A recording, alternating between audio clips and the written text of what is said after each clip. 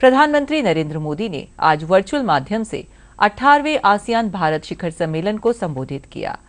इस अवसर पर उन्होंने कहा कि कोरोना महामारी के चलते हमें तमाम चुनौतियों से गुजरना पड़ा है, जिनमें भारत सहित कई देश इस पर खरे उतरे हैं। प्रधानमंत्री ने कहा कि आसियान देशों के साथ भारत के पुराने संबंध हैं।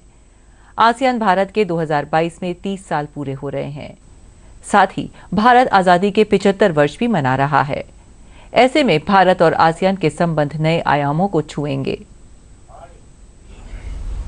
एक्सेलेंसीज, नमस्कार। इस साल भी हम अपनी पारंपरिक फैमिली फोटो तो नहीं ले पाए, किंतु वर्चुअल रूप में ही सही हमने आसियान इंडिया समिट की परंपरा को बरकरार रखा है। मैं हिज मैजेस्टी ब्रुनेई के सुल्तान का 2021 में आसियान की सफल अध्यक्षता के लिए अभिनंदन करता हूं।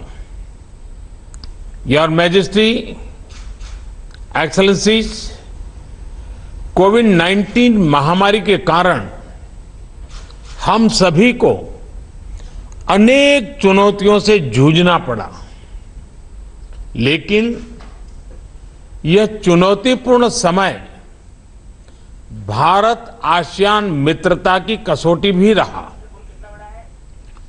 कोविड के काल में हमारा आपसी सहयोग, आपसी संवेदना भविष्य में हमारे संबंधों का बल देते रहेंगे। हमारे लोगों के बीच सद्भावना का आधार रहेंगे।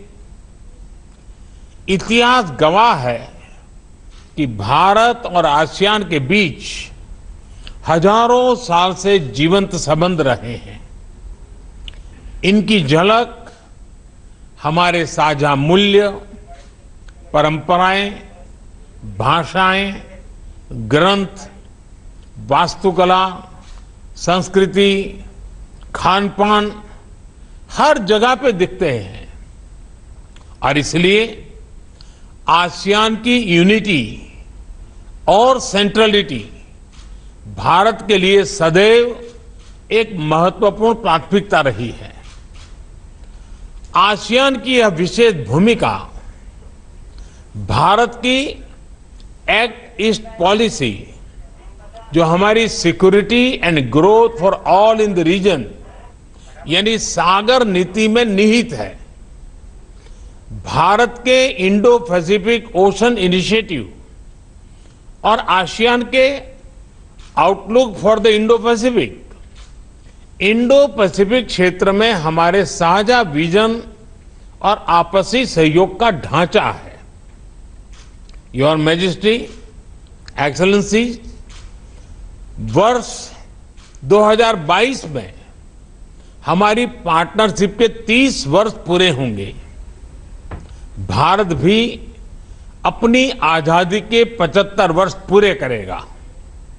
मुझे बहुत हर्ष है कि इस महत्वपूर्ण पड़ाव को हम आसियान भारत मित्रता वर्ष के रूप में मनाएंगे।